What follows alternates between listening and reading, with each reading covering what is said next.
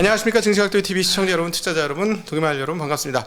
오늘 투자인사이트 시간이 돌아왔습니다. 오늘은 경제평론가 윤석천 평론가님 모시고 지금 돌아가고 있는 세상에 대한 이야기 같이 한번 나눠보도록 하겠습니다. 네, 윤 평론가님 어서 오십시오. 네, 안녕하십니까. 네, 예. 안녕하십니까. 그러면은 지금 하신 말씀에 의하면 지금 이제 시장에서는 금리 올리다 말 거야. 특별히 채권 시장은 굉장히 쉽게 금리 올리다 말 거야라고 생각하고 연준은 아닌 것처럼 굉장히 강경하게 금리를 올리겠다라고 이야기를 하고 있는데 이 방향성이 그 채권은 연준이 잘못됐다라고 생각하고 연준은 우리대로 간다고 하는데 어디에 방점을 찍어서 봐야 될까요?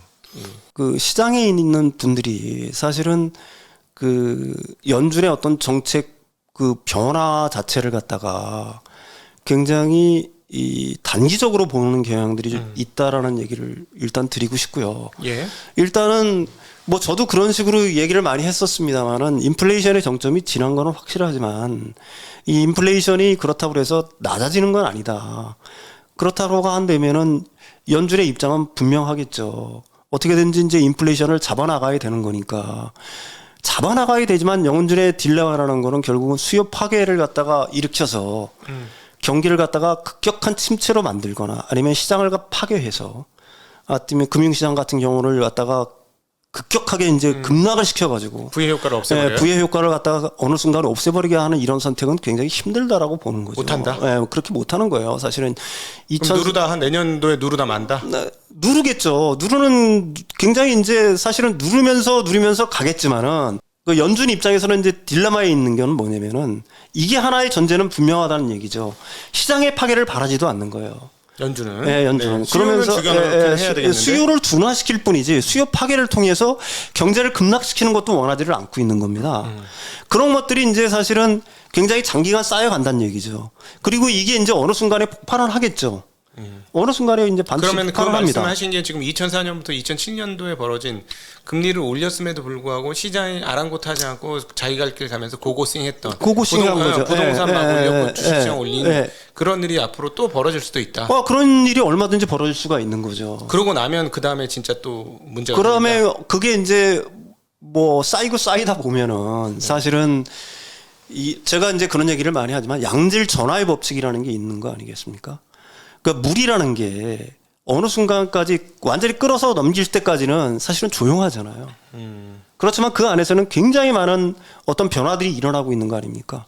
그러니까 어느 순간에 폭발을 하는 거거든요. 100도가 넘어야지만 물은 액체에서 기체로 변하는 거거든요. 사회 현상 자체라는 것도 제가 생각하기에는 마찬가지라고 봐요. 그러면은 그 지금 이 시각의 관점에서 보면 아직 진짜 위기는 오지 않았고 또 기회도 살아 있다. 금융시장 입장에서 보면 시장이 끝난 게 아니다. 이렇게도 해석할 수 있겠네. 당연하죠. 우리들이 이렇게 얘기할 수가 있어요. 예상을 뛰어넘는 강한 긴축. 이거에 대해서 방점을 찍을 필요가 있는 거예요. 우리들이 뭐 한 75bp를 하게 되면 자이언트 스텝이라는 어떤 레토릭을 써가지고 굉장히 강한 긴축이라고 얘기하는데 지금 같은 물가 상황에서 이게 강한 긴축이냐? 75bp라는 게 과연 강한 긴축이라 할 거라는 의문을 여러분들이 가질 필요가 있다는 겁니다. 맨 처음에 들었을 때는 굉장히 놀랍죠. 네. 야, 75bp나 네. 인상을 해?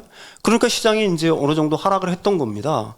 그렇지만 돌이켜놓고 보게 되면은 이제 앞으로 물을 볼 필요가 있어. 앞으로 50bp, 75bp 올린다고 시장이?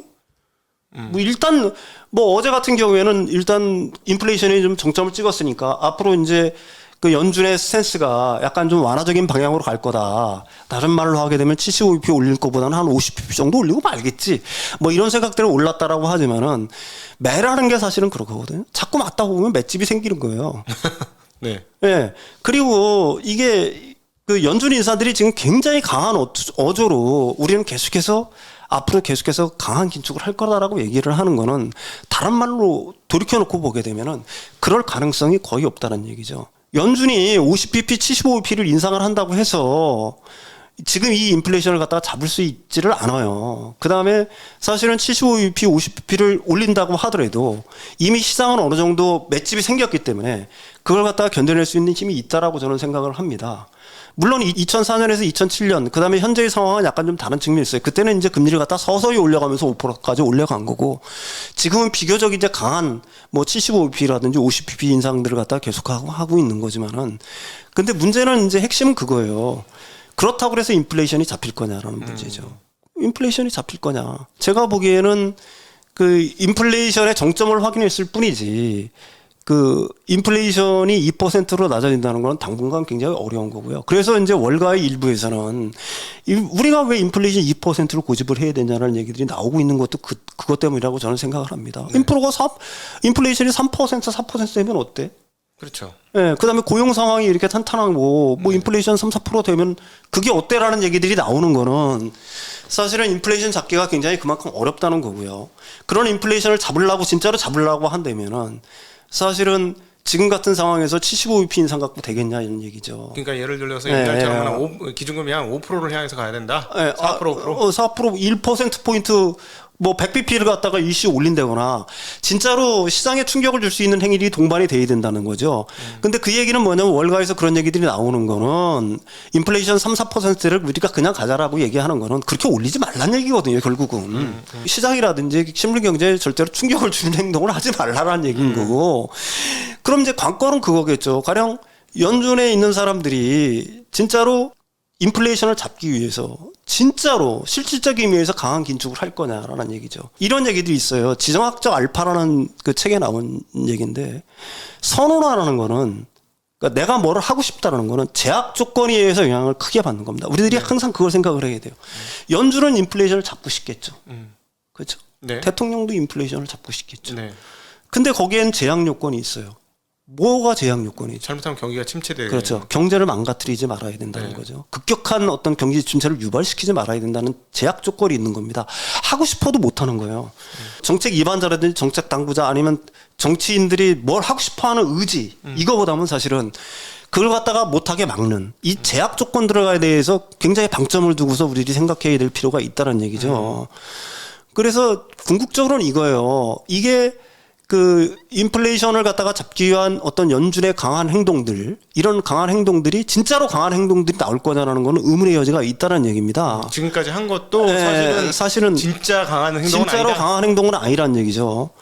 생각을 해보세요. 그 당시에도 2004년에서 2007년도까지 경우만 하더라도 인플레이션이 뭐 한 3% 정도 됐는데도 기준금리 자체가 5% 정도까지 갔었다는 점을 갖다 우리들이 충분히 고려해야 될 필요가 있는 거고요. 그다음에 인플레이션이라는 것 자체는 이걸 갖다가 잡기 위해서 여러 가지 지금 노력들을 하고 있지만 아까도 말씀드렸듯이 연준이 지금까지 푸른 돈 생각을 해보십시오. 코로나 이전에 4조 달러 정도에 머물던 연준 자산이 지금 9조 달러예요. 네. 양적 긴축이라든지 그다음에 뭐 금리 인상을 통해서 유동성을 갖다가 축소한다고 하지만 얼마나 줄겠어요. 9조 달러에서 2배 이상 폭증을 했는데 지금도 돈들은 시중의 유동성은 특히 미국의 유동성 같은 경우에는 진짜 엄청나다고 봐야 되는 겁니다. 네. 그래서 이것들은 신호만 기다리고 있는 거예요. 그렇죠. 요즘에 뭐 좋은 뉴스만 나오면 좋은 바로 뉴스만 나오면 나는 바로 그냥 네. 나는 바로 그냥 달려갈 거야, 쏠 거야. 이런 것들이 대기를 하고 있는 겁니다. 그걸 갖다가 일시에 축소시키는 방안들. 그게 충격 아니겠어요? 그렇죠. 그게 근데 그런 행동 안 할 거다. 그런 행동 못 하는 거죠. 아까도 얘기했지만 제약 조건이라는 게 너무나 분명하니까. 자, 그러면은 그렇게 따지면 9월 달부터 950억 달러씩 줄인다고 했는데 그 행동 안 합니까? 950억 달러씩 줄여 나가겠죠. 근데 9조 달러에 950억 달러라고 한번 생각을 1%씩 해보시죠. 줄이는 거니까. 1%씩 한 달에 줄이는 거예요. 1%씩? 한 달에 1%씩 줄여 나가는 거예요. 그러면서 그것들이 이제 줄여 나간다고 해서 진짜로 그게 줄여 나가면서 실제로 그게 경제에 충격을 준다? 실제로 강한 충격을 준다라고 하게 되면은 그걸 지속할 수 있을까요? 연준이 그렇게 안 할 거야. 연준은 못하죠. 연준은 언제나든지 최근 몇 년간의 흐름을 보면 시장 친화적이다. 시장 친화적일 수밖에 없는 거고 경제 친화적이고 시장 친화적일 수밖에 없는 거고요. 그러니까 이걸 갖다가 이게 서방의 제일 큰 제한 조건이라는 게 뭐냐면은 그거는 중간 투표자, 중위 계급들의 시대 정신이에요. 네. 좌도 우도 아닌. 그다음에 중간층, 중산층들의 어떤 이 시대 정신이 어떻게 움직이냐에 따라서 정치 지형이라든지 그 선호가 바뀔 수밖에 없는 거라고요. 네. 근데 이 중간에 있는 사람들이 최악의 경우에 내 일자리가 날아가고 경제가 어려워지고 하는 걸 갖다 반길 수가 있겠습니까? 네. 못 하는 거예요. 그게 사실은 뭐 그 일부에서는 그다음에 이제 가장 중요한 건 뭐냐면은 우리가 코로나 바이러스를 갖다가 겪으면서 중산층, 미국의 일반 서민들 같은 경우에는 굉장히 달콤한 맛을 봤잖아요. 돈을 주면서 재정을 그렇죠. 끌어가지고. 길게 보면은 세계화를 이끄는 것 같은 거는 뭐 어려운 얘기로 워싱턴 컨센서스라고 얘기를 보통 하는데 이제 부에노스아이레스 컨센서스라고 보통 얘기를 하죠. 그러니까 배분을 중요시하고 뭐 이런 것들이 이제 큰 정부 그다음에 배분을 중시하는 거, 성장보다는 배분이라든지 뭐 어떻게 보게 되면은 평등한 세상 뭐 이런 것들에 대한 달콤한 맛을 봤다라는 얘기입니다. 이 중산층들이. 근데 이 달콤한 맛을 갖다가 잊을 수가 있겠어요? 일방적으로 어떻게 보면 정부라든지 중앙은행에 의해서 어떤 경제가 굉장히 나락으로 접어들고 그다음에 일자리가 날아가고 내 삶이 어려워지고 뭐 이런 것들을 갖다가 중간 계층에 있는 사람들이 좋아할 리가 절대로 없다는 얘기죠. 네. 그럼 정치라든지 정책 운영 방향은 결국은 이 사람들이 좋아하는 거를 따라서 움직일 수밖에 없다는 얘기예요. 이 얘기는 뭐냐면 그렇다고 해서 정책적인 오류들이 계속해서 쌓여 나가다 보면은 나중에 골마 터질 수밖에 없는 거예요. 그게 이제 사실은 뭐 금융위라든지 이런 식으로 이제 분출이 되는 거고요. 네. 이게 뭐 저는 어떤 나라든지 여기에서 자유로울 수는 없다라고 생각을 합니다. 그렇지만 정치인이라든지 정책 위반자들은 이 시기를 갖다가 자기만 아니면 된다라고 생각하고 늦춰나가는 거예요. 계속해서. 그게 뭐 정책적인 수단을 다 동원을 해서 그거는 모든 나라들이 마찬가지라고 생각을 합니다. 네. 제가 이게 이제 경제평론가 이런 질문을 해도 될지는 모르겠는데 그렇다면 지금 말씀하신 논이 저도 상당 부분 수긍이 갑니다. 연준이 지금 매파에 탈을 썼지 진짜 매는 아닐 거야. 그렇게 저도 생각을 하거든요. 근데 그런 상황에서 따져보면 미국의 채권 시장의 금리가 너무 낮아요. 즉 채권 가격이 너무 높고 얘네들이 40년 강세장을 맛을 봐서 그런지 당연히 채권 가격은 다시 오를 거라고 확고한 믿음이 있어요. 즉 무슨 말이냐면 침체가 올 것이고 우리 평론가님 말씀하신 것처럼 연준은 침체를 유발하는 걸 겁을 내기 때문에 결국 금리를 못 올릴 거야 라고 생각하면서 자기네 프라이싱을 하고 있어요. 10년물을 2%대 중반대로 콜금리가 2%대 중반대인 이 상황에서 10년물을 거기에 근사치에 걸어놓고 있는 아주 골 때리는 상황이거든요. 그 수익률 역전이라는 거는 유의미한 지표입니다. 미국에서 이제 생각하기에는 미국에서 이제 각종 경제 지표들 한 40가지 중에서 침체를 예측하는 가장 좋은 도구로 쓰는 게 사실은 수익률 곡선 역전이에요. 근데 이게 수익률 곡선 역전과 침체의 관계를 처음으로 밝힌 건 그렇게 오래되지 않았어요. 1986년도에 캠벨 합인가 듀크 대학의 박사학위 논문에서 이게 처음 나온 거예요. 이게 2년물, 10년물을 지금 보통 얘기를 하는데 원래는 3개월물하고 10년물의 역전입니다. 그렇지. 3개월물하고 10년물은 직관적으로 그냥 그래요. 왜냐면 은행이 대출을 안 해줄 거 아니에요. 맞아요. 근데 지금 그게 14bp까지 줄어들었어요. 네, 그러니까요. 그러면서 이제 계속해서 이제 연구들이 이루어지고 연준에서 이제 그 수익률 곡선 역전 현상에 대해서 연구들이 굉장히 많이 이루어졌죠. 근데 이건 굉장히 유의미한 지표입니다. 근데 한 가지 그 전제 조건이 있어요. 2년물에서 10년물, 3개월에서 10년물의 역전 현상이 최소한 1분기 이상 지속이 돼야 돼요. 그러면 침체가 언제 오느냐? 4분기에서 6분기 후 정도에 보통 온다라고 보통 얘기를 합니다. 그러니까 이 침체가 채권 시장의 어떤 프라이싱이 잘못됐다라고 생각을 하지는 않아요. 이 침체는 분명히 올 수밖에 없어요. 그게 그 연준에 의해서 오는 게 아니에요. 연준이 그 지금 의도적으로 이런 어떤 침체를 막기 위한 행동들이 결국에는 골마 터져서 어느 순간에 이게 폭발하면서 결국은 침체는 오게 돼 있어요.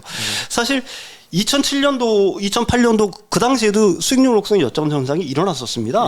그리고 2008년 금융위기라는 게 왔죠. 그런데 이제 주식시장하고 채권시장을 유심히 봐야 될 거는 주식시장은 고고싱이에요. 그때까지도 사실은. 골망기에 터지기 직전까지. 그게 아까도 말씀드렸듯이 대전제 조건은 우리들이 생각하지 못하는 굉장히 강한 금리 인상. 뒤통수를 때리는 금리 인상은 굉장히 부정적인 역할을 갖다가 분명히 주지만은 그렇다고 하더라도 지금 연준 측에서 얘기하는 것처럼 75bp, 50bp가 현재 인플레이션 상황에 비하면 결코 강한 긴축이라고 얘기할 수가 없는 거예요. 과거의 경험을 놓고 본다라고 하게 되면. 그걸 갖다가 시장에서는 그 주식시장은 프라이싱을 하고 있는 거고요. 채권 시장은 어떻게 보는 거냐면은 결국은 10년물 금리가 내린다는 얘기는 결국은 미래 금리 자체는 내린다는 얘기잖아요. 그렇죠. 그 얘기는 침체가 온다는 얘기거든요. 그렇죠. 그게 어떤 시기든지 침체가 올 거라는 걸 갖다가 자신들이 프라이싱 하고 있다라고 보는 겁니다. 그래서 뭐 우리들이 겉으로 보기에는 굉장히 그 채권 시장하고 주식 시장이 따로따로 가는 것 같지만은 제가 생각하기에는 그렇지는 않아요. 주식 시장은 비교적 단기적인 어떤 시장을 보는 거라고 보통 얘기할 수 있는 거고요. 예. 그게 뭐 때에 따라서는 향후 뭐 몇 개월, 향후 1년 뭐 이 정도의 어떤 프라이싱을 하고 있는 거에 비해서 채권 시장 같은 경우에는 특히 실명을 같은 경우에는 궁극적으로 앞으로 몇 년 안에 침체가 굉장히 강한 침체가 올 거고 네. 그걸 갖다가 이제 프라이싱을 하고 있는 거죠. 그러면 이제 연준은 금리를 그때 가서는 내리게 될 거고 그럼 뭐 부득이한 거죠. 근데 이제 연준이 금리를 내린다는 얘기는 다른 말로 얘기하면 어쩔 수 없을 때 내려서 경기를 살려야만 하는 어떤 필요성이 있을 때 내리게 되는 거거든요. 네. 명분이 없잖아요. 사실 인플레이션이 살아있고. 지금은? 예, 지금도 그렇고 앞으로도 당분간 제가 생각하기에는 그럴 거라고 저는 봐요. 그러면 결국은 어쩔 수 없이 과거 대비 약간 높은 수준의 기준금리 상황을 유지할 수밖에 없는데 몰려있는 연준이고 그렇죠. 그렇게 되니까 어쩔 수 없이 시간이 지나면 자연스럽게 이 금리 상황에서는 침체가 올 수밖에 없다. 네, 그렇죠. 네. 이 금리 상황들이 묵히다 보면은 그게 어느 쪽에서는 폭발할 수밖에 없다라는 얘기죠. 저금리 상황들이 20세기 들어서 계속되다 보니까 거기에서 쌓이는 문제들이 사실은 말로 할 수 없는 거잖아요.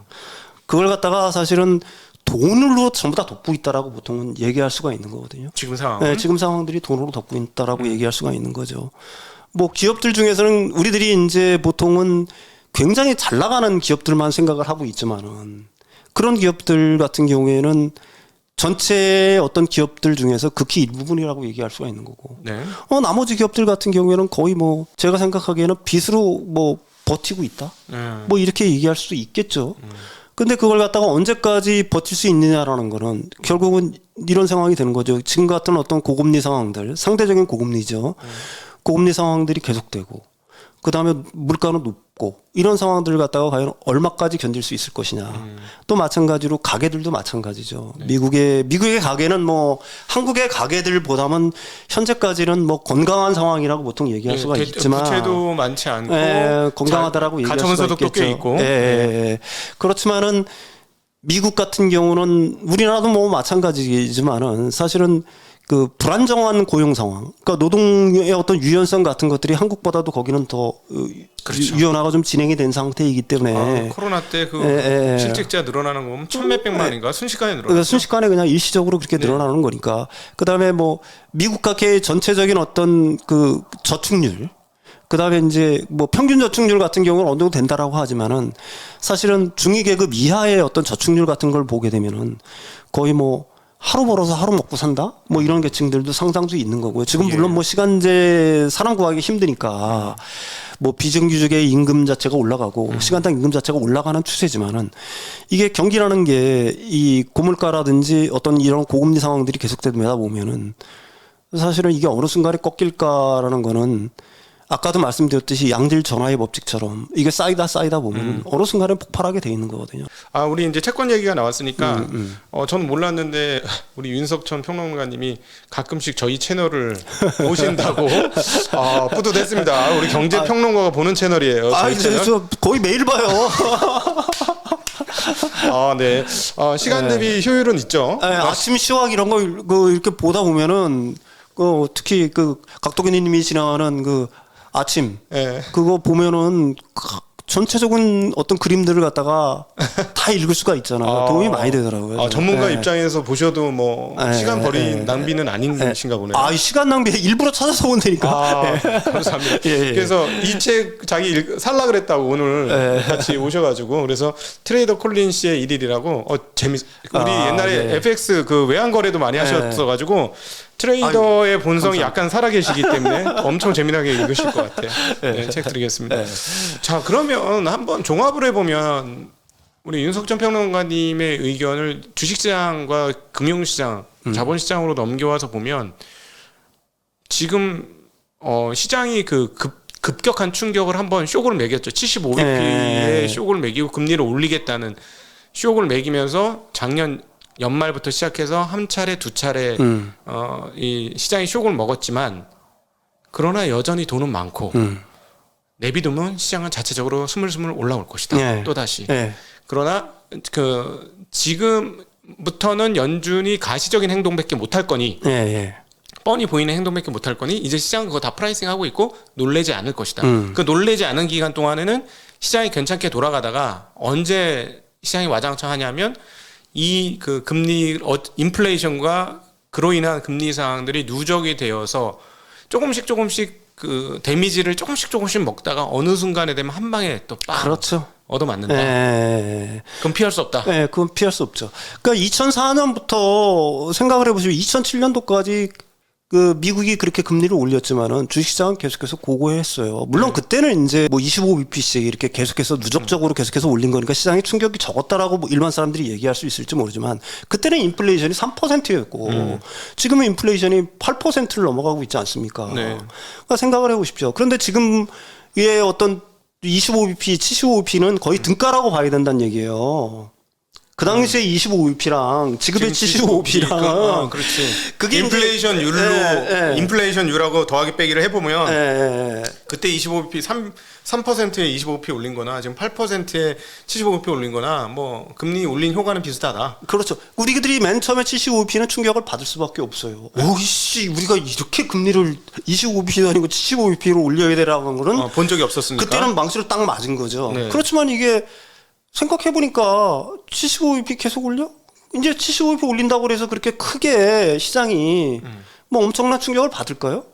제가 생각하기에는 그렇게 큰 충격을 받지는 않을 거예요. 그러니까 75bp 안 올린다고 하는 날부터 시장이 그렇죠. 반등을 세게 하기 시작한 거죠. 반등을 세게 하기 시작한 거예요. 그러면은 역으로 생각해 보면 시장 참여자 입장에서는 연준이 과연 75bp를 뛰어넘는 금리 인상을 할 수 있을 것이냐는 걸 갖다 생각해 볼 필요가 있다는 얘기죠.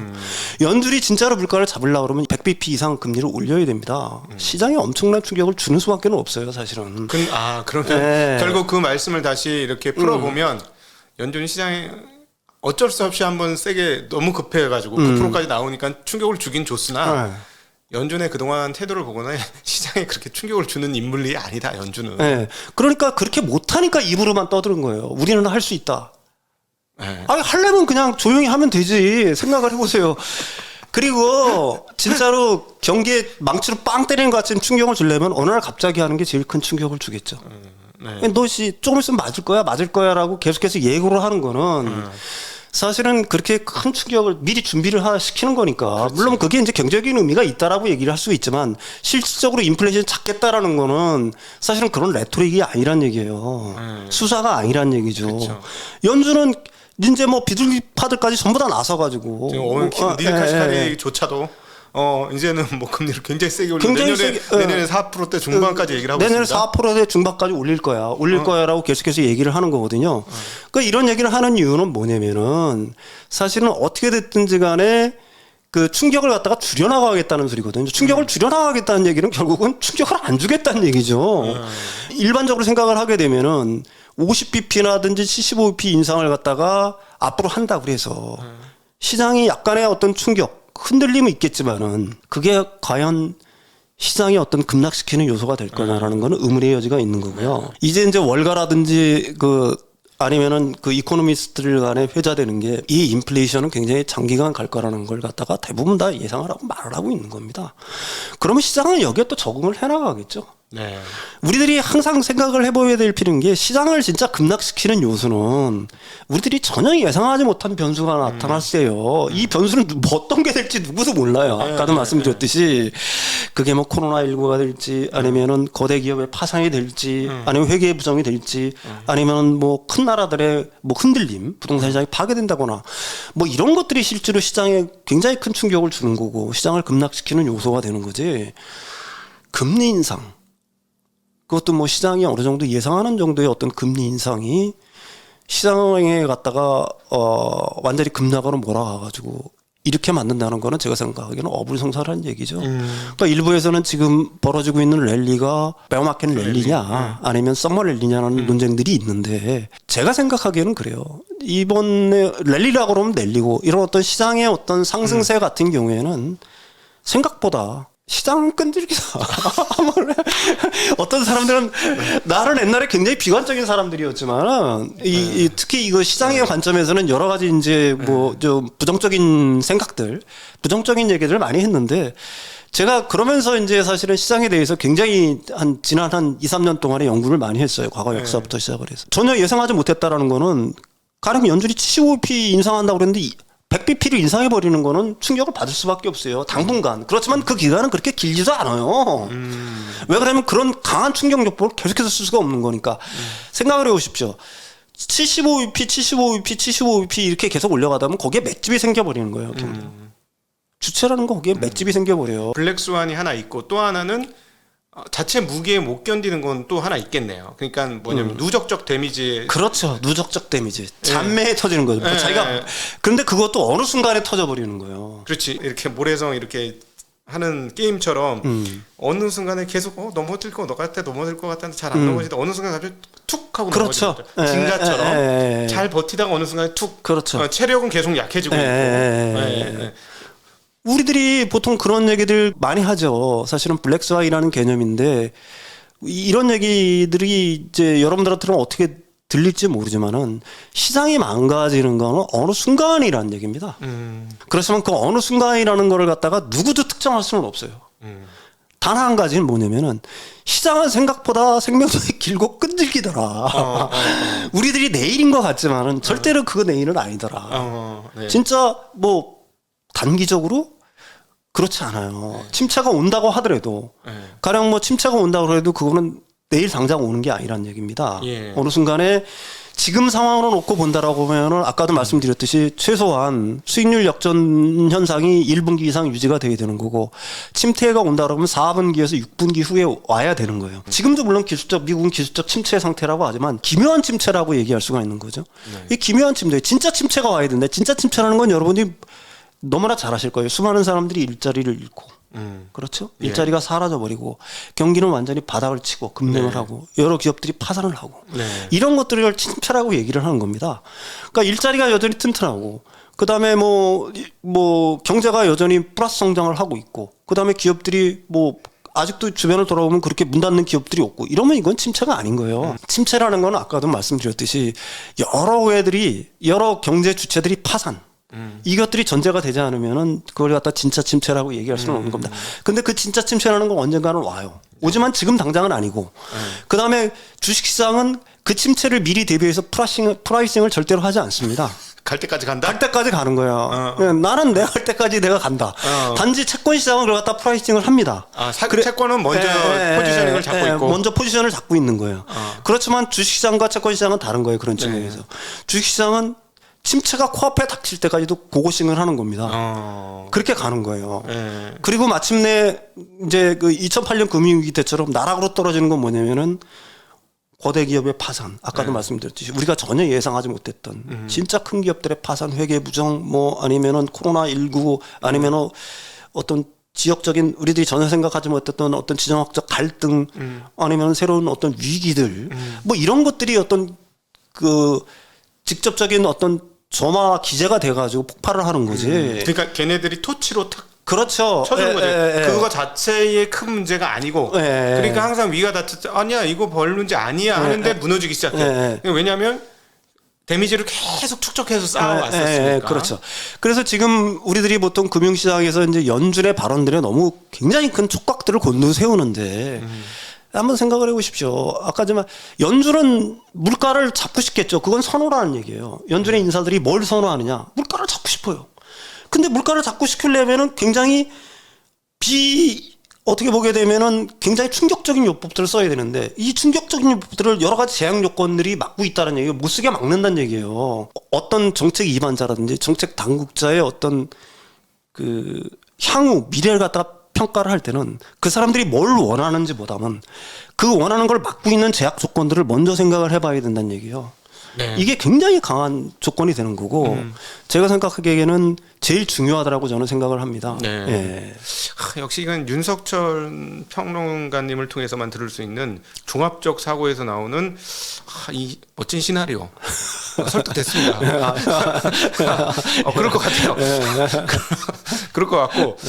그래서 저는 이제 듣다 보니까 저는 이제 실전 투자자고 운영자니까 그러면 임계치가 많이 쌓여 있는데 먼저 채권 시장 바라보면서 좀 도망가 있는 게 최선의 방책이겠구나. 그 버핏처럼 현금 들고 그냥 오래 기다리잖아요. 뭐 이상한데 그냥 아예 초장부터 그냥 현금 들고 그냥 몇 년을 기다렸거든요. 이번에 코로나19 사태 터지기 전부터. 그게 이제 피할 수 있는 방법 아니면 처음에 이상하다 근데 아니야 별일 아니야 하고 무너졌을 때 초장에 도망가던가 깨졌을 때. 그렇죠. 근데 이제 그 우리들이 그 시장에 들어와 있는 사람들한테 뭐 저한테도 이제 뭐 자칭 타칭 뭐 이코노미스트라고 하니까 뭐 주식이라든지 이런 거에 대해서 굉장히 많이 물어봐요. 근데 제가 아까도 말씀드렸듯이 몇 년 전까지만 해도 굉장히 시장의 비관론자였었어요. 예, 제가 알고 있어요. 제가 글을 한 10년간 추적해 왔기 때문에 약간 비관론자셨죠. 비관론자였는데 제가 그걸 갖다가 한 2, 3년 전부터는 그 뷰 자체를 갖다가 굉장히 바꿨습니다.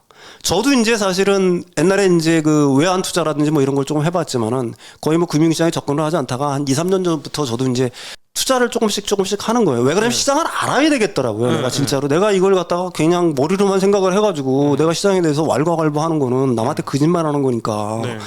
실제로 몇 년 동안 안 했던 걸 갖다가 다시 생각을 하면 생각한 건 느낀 건 뭐냐면은 시장은 굉장히 끈질기다라는 생각을 한 거예요. 시장은 굉장히 끈질기다. 오늘 진짜 오늘 말씀하신 것 중에 가장 와닿는 얘기였어요. 그래서 우리들이 이거 시장에 이거 뭐 어느 정도 뭐 몇 퍼센트 조정을 받는다고 하는 것 자체를 갖다가 굉장히 겁내하고 뭐 이러는 경우들이 굉장히 많은데 어떤 시장의 진리라는 건 뭐냐면은 사람들이 전부 다 예스라고 할 때는 사실은 시장을 떠나야 되는 거고 사람들이 전부 다 아니다라고 할 때는 시장이 있어야 된다는 얘기예요. 그때가 시장이 진짜로 좋은 기회가 된다는 거고 우리들이 말하는 어떤 파국은 생각처럼 그렇게 쉽게 오지 않아요. 네. 굉장히 오랜 기간 갑니다. 그렇지만은 아까도 말씀드렸듯이 시장이 막 와우와락을 거리면서 모두가 참여를 할 때 진짜 내 친구도 참여를 하고 누구도 뭐 참여를 하고 이럴 때는 사실은 그때는 시장에서 어느 정도 좀 벗어나서 관망하는 게 진짜로 그때가 사실은 제일 이렇게 생각을 하면 좋은 거죠. 모두가 좋다고 할 때 모두가 활짝활짝 웃으면서 돈 벌었다고 할 때가 사실은 제일 위험한 때고요. 그러니까 사실은 모두가 거지가 됐다라고 할 때가 사실은 시장에 참여하기에는 굉장히 좋은 때가 되더라. 그래서 지금 시장에 대해서 굉장히 걱정들을 많이 하는데 특히 주식시장을 말하는 겁니다. 제가 생각하기에는 그렇게 크게 걱정할 거 없어요. 네. 우리 이제 격언에 의심과 회의의 벽을 타고 올라가는 게 맞아요. 주식 아닙니까? 네. 요즘에도 또 딱 그런 모습 보여주고 있고 저는 그래서 가끔씩 그걸 이제 VIX와 페어앤그리드 지수를 통해서 얘기를 해드리는데 진짜 좋은 찬스는 이제 지났다 벌써. 공포 국면. 그게 이제 지났기 때문에 진짜 좋은 찬스는 지났고 지금 그냥 쏘쏘한 상태고 이제 조금 더 가면 별로 좋지 않은 매입하기에 별로 좋지 않은 구간이 다가온다. 라고 저도 생각을 합니다. 그 부분에 대해서 전적으로 동감하고요. 오늘 진짜 그 인사이트를 제대로 보여주셨습니다. 시장은 그렇게 생명력이 강하다. 생각보다 생명력이 강하다. 네, 확 와닿았어요, 진짜로. 끈질기다. 예, 우리 저희 증시각도 TV 구독자이시니까 또 다른 구독자 분들한테 뭐 이렇게 전해주시고 싶은 얘기 못했던 부분들이 있으면 한번 해주시면 좋을 것 같아요. 뭐 저는 개인적으로 이런 어떤 유튜브 방송이라든지 사실은 이런 걸 갖다가 얼마 전까지만 해도 이렇게 많이 보지는 않았어요. 거의 안 보셨을 뿐인 것 같아요. 책만 읽으셨을 것 같아요. 거의 뭐 책하고 뭐 여러 가지 자료들을 갖다가 검토하고 뭐 연구소라든지 아니면은 잡지에 기고하는 글에서도 사실은 그런 쪽의 내용들이 많았는데 제가 이제 증시각도기를 보면서 여기 이제 출연하면서 이제 관심을 갖고서 그때부터 사실은 보기 시작. 근데 빨려 들어가는 거예요. 아침만 보는 게 아니야. 한국 시황 점심 때 끝나면 사실은 저녁 때 그 상해 뭐 중국 시장 이런 것들을 갖다 분석들을 갖다 유심히 봅니다. 그러면서 굉장히 다양한 시각들을 갖다가 저도 굉장히 많은 인사이트를 사실은 얻고 있어요. 그러면서 내가 보는 관점이 어떻게 보게 되면 좀 우물한 개구리라는 생각도 어느 한편으로서는 좀 하게 되는 것 같고요. 그래서 세상을 보는 좀 시야 자체를 좀 넓혀야 되겠다는 생각들을 하게 된 어떤 계기가 됐습니다. 그래서 개인적으로 굉장히 추천을 해요. 저는 굉장히 많은 도움이 된다라고 생각을 하고요. 그 다음에 이제 뭐 어떤 뭐 시황이라든지 현재 시점에 대한 어떤 그런 것보다는 사실은 이제 툭툭툭툭 중간에 던지는 말들이 사실은 굉장히 두 번, 세 번 곱씹어도 좋을 만한 가치가 있는 것들이 굉장히 많더라. 뭐 여러분들한테 어줍지 않지만은 좀 추천을 하고요. 다른 사람들한테 좀 들으라고 했으면 좋겠습니다. 아니 평론을 해달라 그랬더니 왜 채널 평론을 하고 부끄럽습니다. 네. 감사합니다. 네. 여러분 오늘 제가 이제 윤석철 평론가님 모시고 이렇게 얘기 듣는 건 정말 처음부터 다 들어보셨으면 버라이어티 하다는 걸 느끼실 거고요. 굉장히 좋아하는 이유가 종합적인 사고에서 도출되고 그다음에 지난 10년을 계속 지켜봐 왔는데 쉬지 않고 계속 연구하시면서 계속해서 뭐랄까 이 생각의 깊이를 쌓아가시는 것들을 보면서 저희 흔쾌히 이렇게 또 나오신다고 하셔가지고 너무 기쁘게 모시게 되었습니다. 여러분에게 오늘도 많은 도움이 되었던 그런 시간이 될 것 같고요. 아 진짜 직관적이었어. 시장은 생각보다 상당히 끈질기다. 너무 와닿아. 맞아. 이러면서 오늘 크게 깨달은 날이었습니다. 오늘 좋은 말씀 그리고 깨달음 주셔서 진심으로 감사드리고요. 우리 긴 시간 함께 해주신 시청자분들에게도 감사의 인사를 드리겠습니다. 같이 인사드리겠습니다. 고맙습니다.